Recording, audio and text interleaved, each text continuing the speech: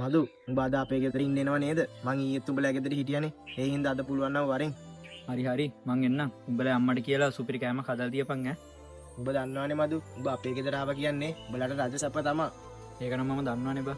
සෞම්‍ය මොකද මේ පැත්තේ? මට ගෙදර ඉන්න කම්මැලි බා. ඒකයි මම මේ පාර පැත්තට ආවේ.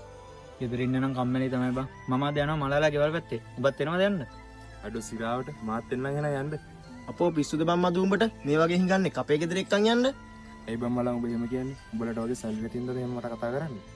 එහෙම එකක් නෙමෙයි. අපිට උඹ කොහොමද සෙට් වෙන්නේ? අනික අපි යන තැන උඹ එක්කන් යන්න අපිට බෑ බං. මූ එකයි යන්න බෑ නම් අපි අම්මලා මෙතන තව කතා කර ඉන්න එකෙන් තේරුමක් නැහැ බා. හරි නගහම් බයි යන්න යමක්.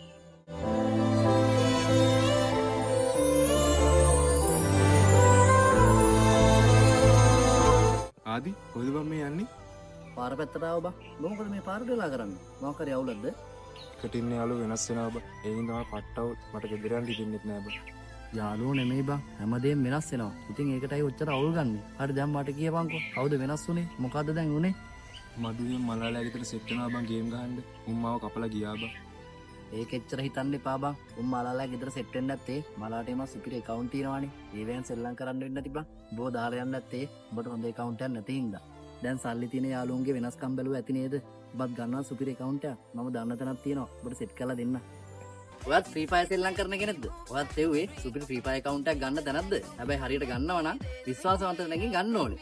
විශ්වාසවන්ත විදිහට Free Fire account එකක් ගන්නවා නම් Xerox විතරමයි. Xerox ඔයාලට account ගෙවන්නත් දෙනවා. එයා ජෙම් top up කරන නිසා ඔයාලට ඒවට කරදර වෙන්න දෙයක්වත් නැහැ. ඔයාලට හොරුන්ට අහු වෙන්නේ නැතුව හරියට වැඩක් කරගන්න ඕන නම් ධම්ම Xerox කතා කරන්න. මම එයා contact numbers යටින් දාන්නම්.